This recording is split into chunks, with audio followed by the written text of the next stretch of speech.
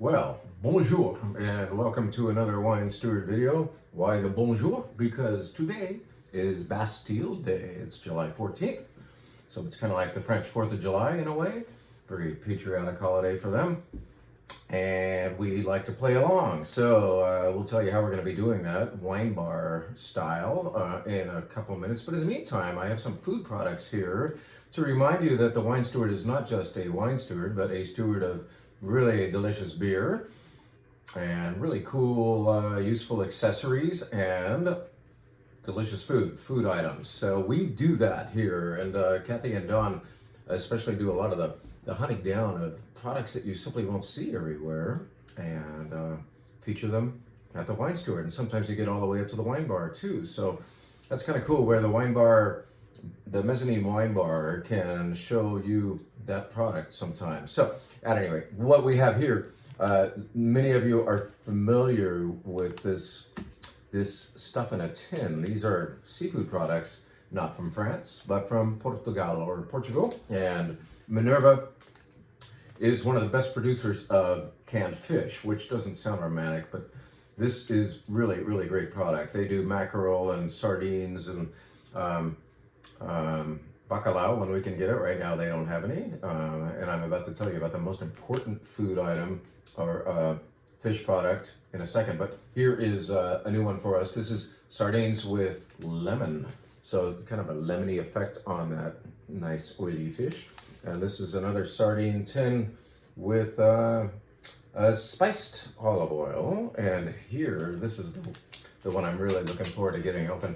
Have you ever heard of ventresca? Perhaps not, but ventresca is the most coveted, the most desired part of the Bonita del Norte, this particular kind of tuna that swims around here. And they're gonna get just the belly part of that into this, so that's ventresca. It is more mild, it's softer, it's hand-packed because this stuff would fall apart if a machine did it. So this is the good stuff. It costs a little bit more, but ventresca, a true delicacy. So the Wine Steward, our store, finally has ventresca. We're very proud to announce, from Minerva, from Portugal. Now what's going on over here, this is a sea salt from Italy, and it's flavored up with limon, or lemon. And what it is sitting on top of here, along with some backyard grown thyme, or tomillo if you want, is it's on burrata. So this weekend at the wine bar, you can try burrata with this little treatment of lemon. In fact, I'm gonna get some lemons off the tree and shave them, or grate them, get some lemon zest going on top of this for color and a little more of that lemony thing too. But in the meantime, as of tonight, you can visit the wine bar for burrata, fresh burrata from Puglia, Italy, along with some lemon salt, and soon to be joined by lemon zest. And I can't stand it any longer.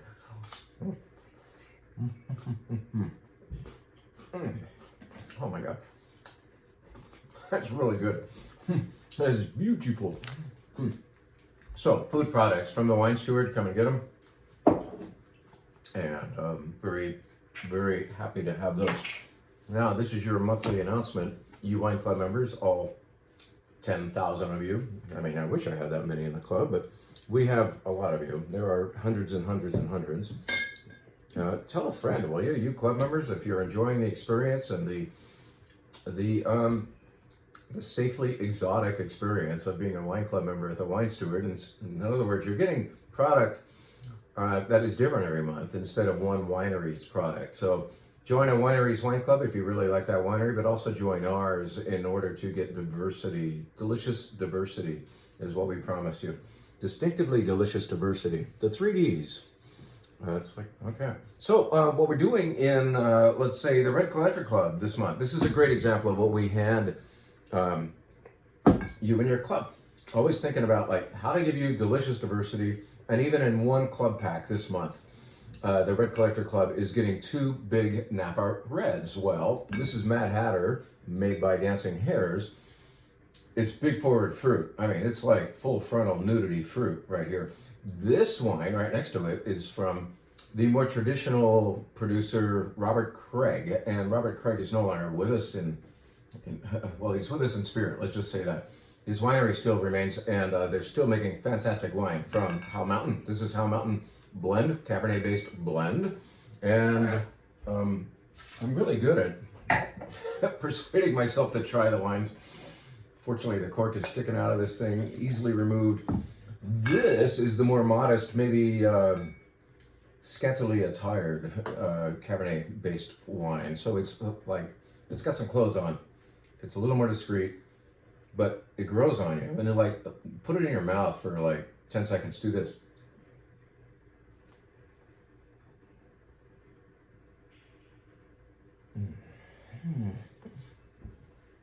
Really nice. Oh man, this is the more savorable. I think this is the one where halfway through the glass you realize, damn, this shit's good. This is the one that's like, woo, you know, it's a big fruit. So that's the fun of the club, right? Give you different effects. Even though the Red Collector Club, that's our top one, that gets like Cabernet, Cabernet, Cabernet, Cabernet, Cabernet blends, and maybe Merlot, but I mean, like, how much of that can you drink? Well, you can remain engaged if you are given diversity. So it's not all just the same stuff, right? Diversity now. How about this? Like in the Wine Adventure Wine Club, we're providing a Malbec from Argentina. Well, we've all heard of that. We've all had that, right? Maybe you haven't had Malbec from the lower part of Argentina, we should say, called Patagonia. This is Patagonia. This is like, you know, most of the Malbec comes from Mendoza, right? We drove because the importer wouldn't buy us a flight. We had to drive one day from Mendoza down a very, very long straight highway, a la Highway 5, that was probably twice the length of Highway 5 as far as the trip between here and LA. I think it took us 11 hours to get down to Neuquén, where this is grown, the Neuquén area of Patagonia. So, and here we are, Malbec from way down there. The very first time in my wine notes, as I was tasting this with a vendor, that I've ever written right next to Malbec, the word elegance. I mean, we don't always, I got a cork in there, whatever. I don't always think of Malbec as being elegant, and maybe the bottle kind of threw me. You know, this is an unusual bottle shape. Normally we see Malbec in a claret or a Bordeaux style bottle, that, right? But so maybe that kind of threw me at first, and then I approached this and, oh, that's pretty, this is elegant. It's not light, but it's a little more suave than a full frontal nudity style Malbec from Mendoza might be.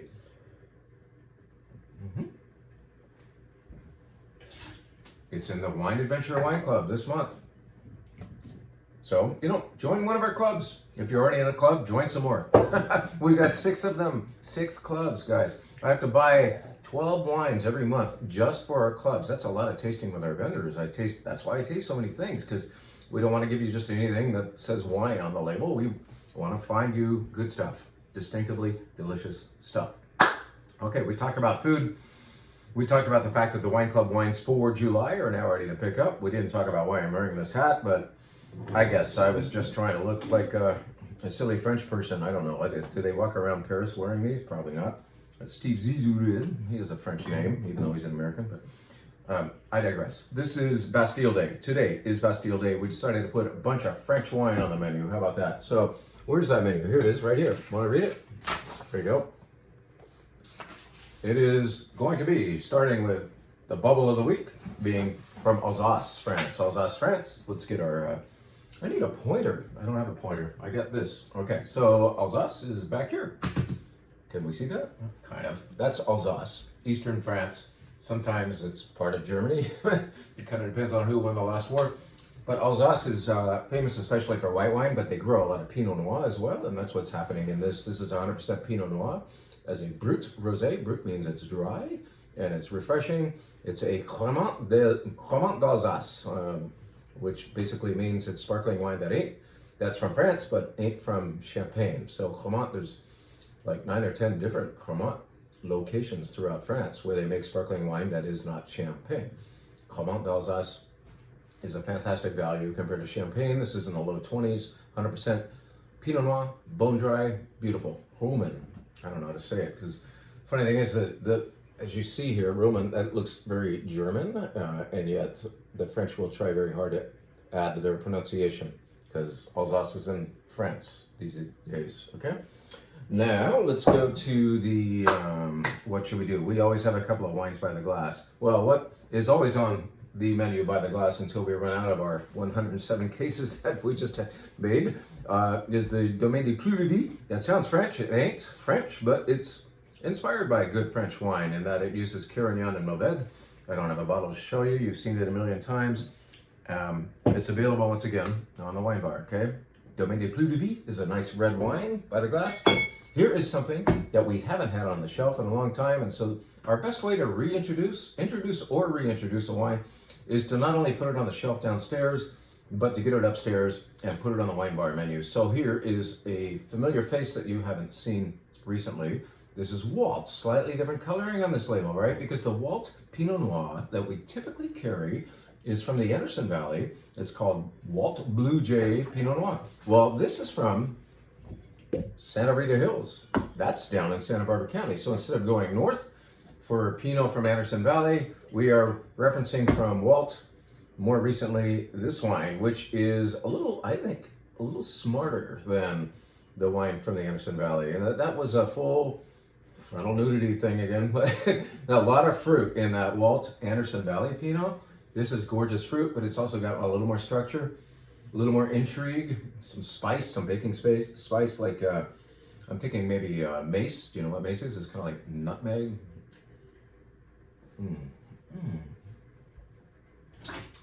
That's quite good. You're gonna like this wine.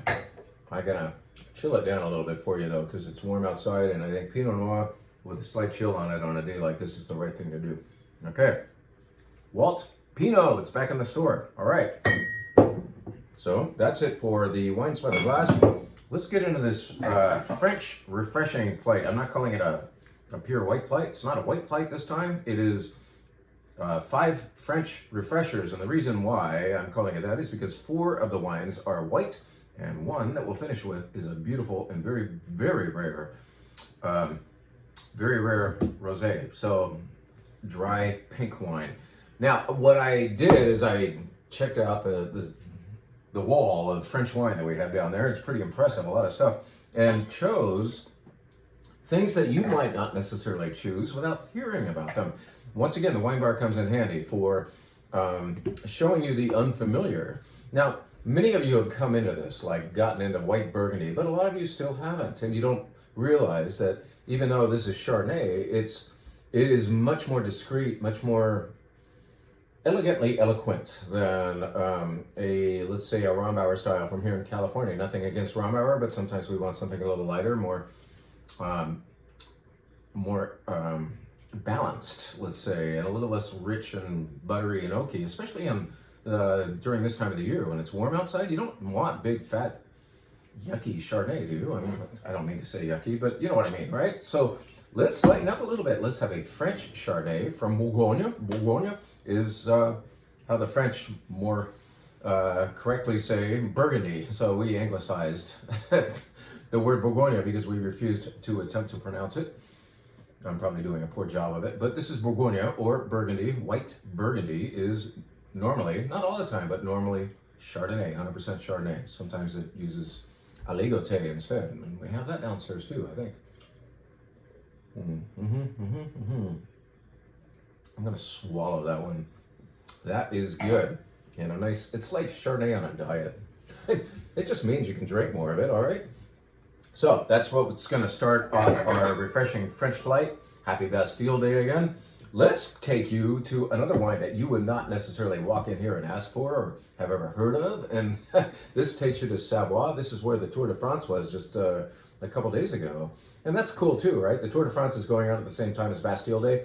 I've got it recorded, but every Bastille Day, a Frenchman tries very, very, very hard to be the winner of that day's stage. So we'll see what happened today when I get home and put on today's stage that has already been raced.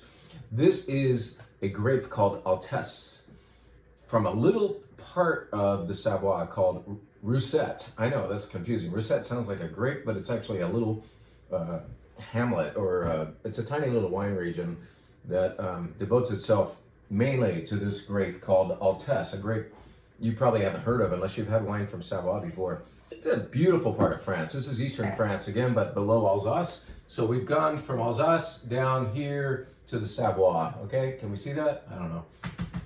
Alsace, Savoie, we're almost in Switzerland. And in fact, the Alps are a beautiful scenic backdrop to this beautiful region. This is the subalpine. These are the foothills of the Alps. Really, really nice. So it's 100% Altesse, no oak at all. Another wine that they make here is called Jacquard. That's another grape that's a little leaner than this. This has a little bit of richness to it, but no oak. It's got zing and richness at the same time. It's a cool wine.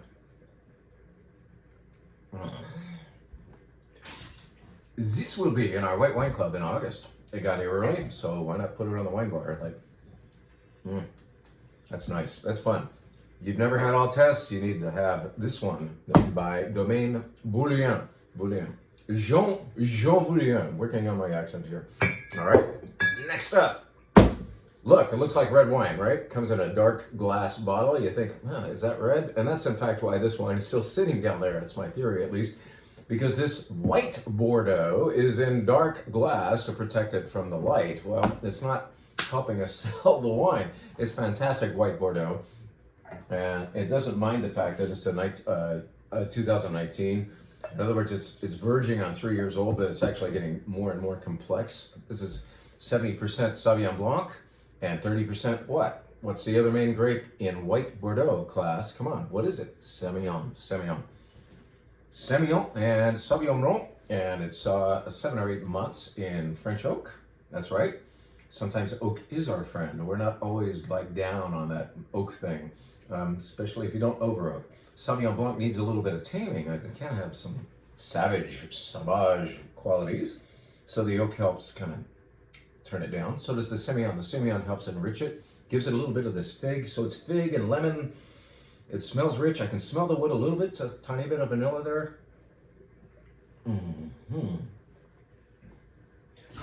You know, I'll bet some of you are eating more fish this time of the year simply because it's a lighter thing to eat for dinner, right? It's a lighter entree. This will kill it with fish, I promise. White Bordeaux, give it the time of day, will you? All right. How about this? This is super rare. Now, I'm talking about French wines that you might not necessarily have heard about or wouldn't walk in here asking for. Well, come in here if you see this video and ask for a wine by a very small producer in the northern Rhone Valley of France. This is beautiful 50% Marsanne, 50% Roussanne. Actually saw 14 months in oak, not to make it oaky, but just to round it out a little bit. The oak barrels were not new and they were also oversized, but this is 50% Marsanne. I'm gonna rinse my glass because I want the big glass for this. I think I want it in this glass. So we're gonna go here. Voila. And oh God, this is good. This is like this is dry wine, but it has implications of fruit cocktail. Like, you remember that? Did you ever have that for dessert? Like your mom said, you know what you're having for dessert tonight? Not chocolate cake or cherry pie, but fruit cocktail. And you go, Mom, you know, because you really want something downright sweet. And then you realize, as long as you got one of the cherries in your fruit cocktail, that combination of cubed fruit out of the can was pretty darn good. And of course you drank the syrup out of the bowl once you were through with it, right? At any rate, this smells like, takes me back to fruit cocktail days. Oh God, that's beautiful. This is so rare, guys. This is like, once again, mere dozens or at the most hundreds of cases were made. Probably 150 cases of this were made. Very small producer. In the Northern Rhone, it's not feasible to make thousands of cases of wine. There's not enough arable land. It's very inconvenient to farm. It's all steep riverbank there. You get to the Southern Rhone and all of a sudden things flatten out a bit for you, so it's easier to do farming and the price of the bottle comes down because of that. But up here, everything's rare. Everything's really good though, too.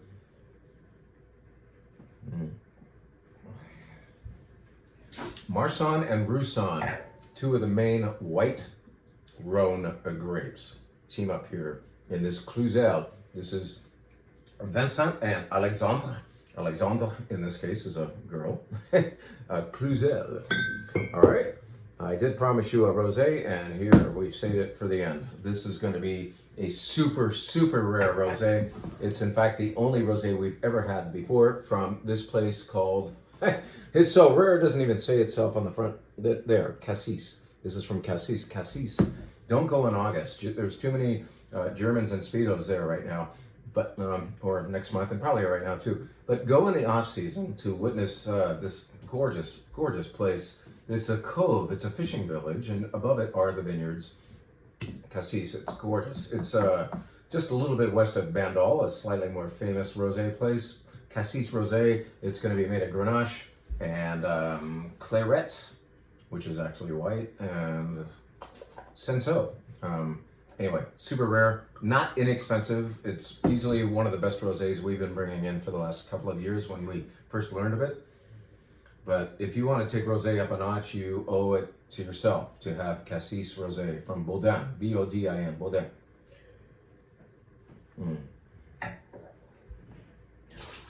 I love my job. That's a good way to finish a French, not white, but refreshing flight. So, let's do some reds, shall we? Let's, we have a flight of reds every week. It changes, and this time, of course, as I've already said, happy Bastille Day. Let's do a bunch of French stuff, all right?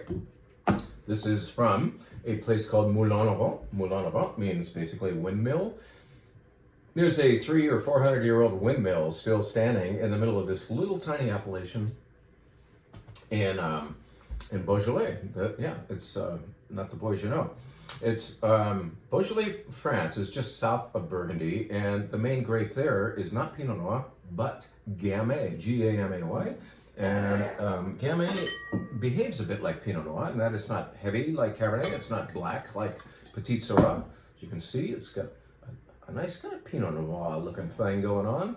And the 10 best neighborhoods, you could call them, we call them crus, C-R-U, of Beaujolais, are where the good stuff comes from. Costs a little bit more, but still it's a huge value compared to the same effect you get from farther north in Burgundy. So if you were to buy $20 Pinot Noir from Burgundy, like a half an hour's drive north of here, you would be getting wine that would be much lower in color, thinner in texture, and often kind of vegetal.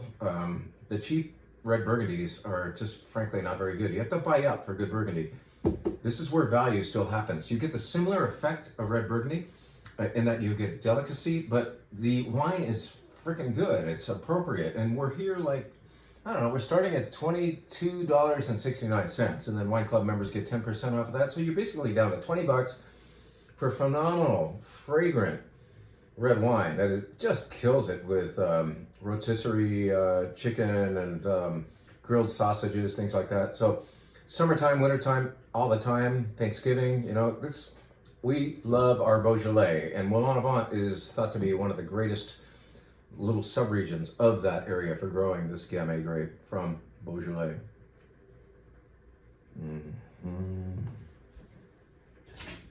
Remember, it's not the boys you know. All right, now why don't we have a wine that you probably haven't heard of? Another one of those. This is from a fantastic producer of white wine, Francois Chidain. So he makes a lot of fantastic Chenin Blancs, very, very, very good ageable Chenin Blancs, but he also makes this red wine that we hadn't even heard of until Paul Bullard visited us a couple of months ago and said, hey, here's a Chidain red. And we thought, what's that going to be made of? We thought maybe it's Cabernet Franc because this is Loire Valley red wine. It ain't Cabernet Franc. Sorry, Stephen. It's a blend of Côte or Cot. C-O-T is another name for what? Malbec. So there's Malbec in here. There's also a little bit of Cabernet Sauvignon. And another wine called Pinot d'Anis. D'-A-U-N-I-S, I think is the spelling on that. Pinot d'Anis, which is not Pinot Noir. It is its own grape. And since we are in the Loire Valley and not in a warmer place, we're not going to have a big wine here, but as you can see, it is colorful because of what it's made of. Like, think of the two main ingredients, Malbec or Côte and Cabernet Sauvignon. So you've got color, right? but I'm putting it early in the flight because it's a little lighter in body. And when you first open it, it's super poopy, like merde. It is going to be a little bit stinky, which is a not so fancy name for reduction. So we could talk about reduction at the wine bar when we got time. But basically, I invite you to smell it right when we poured it and then work on it. Work on it meaning swirl, swirl, swirl. Swirl it for 2 minutes and you will see the fruit emerge. This thing called reduction is actually usually a positive thing. It's usually intended by the winemaker, and it helps the wine remain preserved for a little bit longer. But the downside is somebody who doesn't know anything about reduction, who smells this wine immediately upon opening the bottle, will freak out a little bit. Like, no, it's like all those other French wines that stink like shit. And here it comes. See, it's happening. Nah, boysenberries. And a little bit of pepper. That's nice. That's nice in that glass. And it wasn't a minute ago. So get to know this thing called reduction.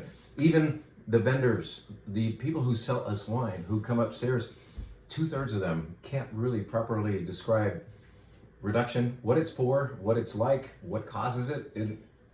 They're just afraid. And you, the consumer, would know nothing if you didn't watch these videos, right? Anyway, this is from Touraine, which is part of the Loire Valley, and it uses those 3 grapes, and it's compelling, cool wine. Again, not heavy. It's about the same size as that Gamay we just told you about. Great, spicy, nice nose now. Yum. Oh, so French. All right, wine number 3. Well, what's one of the 2 most famous wine regions in France? Bordeaux. We already had a white Bordeaux in the refreshing flight. Don't call it white flight. This is a red Bordeaux, as you can see, and it's going to be 55% Cabernet Sauvignon, 45% Merlot, because that's the typical recipe in this southern part of Bordeaux called Graves, Graves. You don't say Graves and you don't say Graves, you say Graves typically. And this is in fact where the most famous dessert wine in the world also comes from. Château de Chem is grown and made very close to here. These guys make a beautiful dessert wine as well that doesn't cost as much, and I should bring it in. At any rate, here is red Bordeaux. Happy Bastille Day.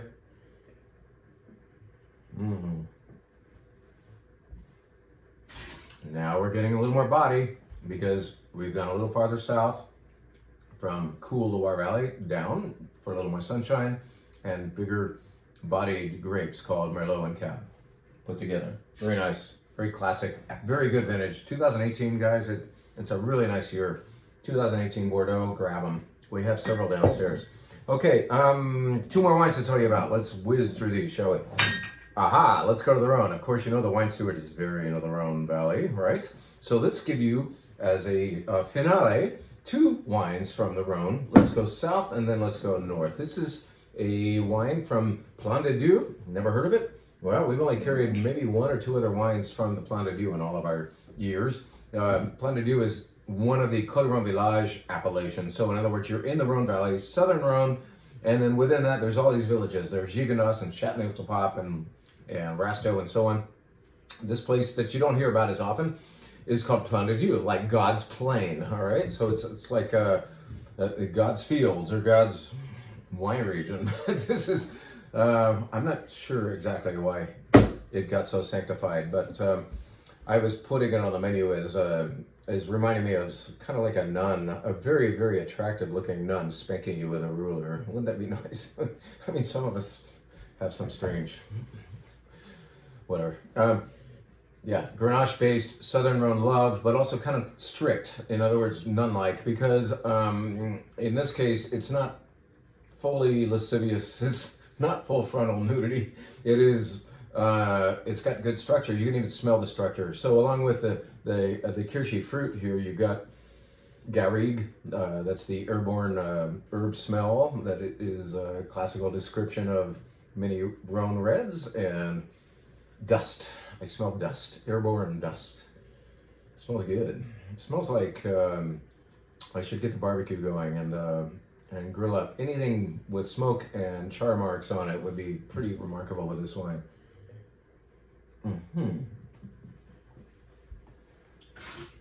It's not as sexy as Chateauneuf du Pape. Not all wines need to be. Sometimes a wine needs to go on a diet. And so this is a wine grown like only, gosh, 10 minutes drive away from Orange, which is the top of Chateauneuf du Pape. So you're very near there, making a Grenache-based wine. A little more structure, lower alcohol. Good stuff. Real good food wine. You got to eat with this, I think. Order that cheese platter, okay? Now, final wine. Let's go to the Northern Rhone. We were there, actually, via this same producer in the refreshing flight. And now, in the red flight, we are going to have another wine from Vincent and Alexandre. That's a girl. Cluzel. This is Saint-Joseph again. Saint-Joseph is one little part of the Northern Rhone. Very elongated. A river defines it. Pretty much a river gorge. The whole thing is inconvenient to farm riverbank. Now, I'm going to really piss off the staff and say that this should go in this glass. Because if they have time, they will switch glasses on you so that you can have this wine most appropriately in this glass. This is our New World Pinot Noir glass, but it's also fantastic for Syrah. This is lovely. Oh my God. So you see the color? That is color. That is 100% Syrah from Saint-Joseph. If you haven't had Northern Rhone Syrah, then you haven't really had Syrah, because this is in fact where the grape originally came from. Okay, this is where the grape was born. And this is brilliant. I invite you to spend a lot of time smelling this. And then once you've gotten to know that aroma, because it is an aroma. I mean, we could say perfume, but there's some nice funk in this too, but it's good French funk. And now I'll put it in your mouth. Here we go.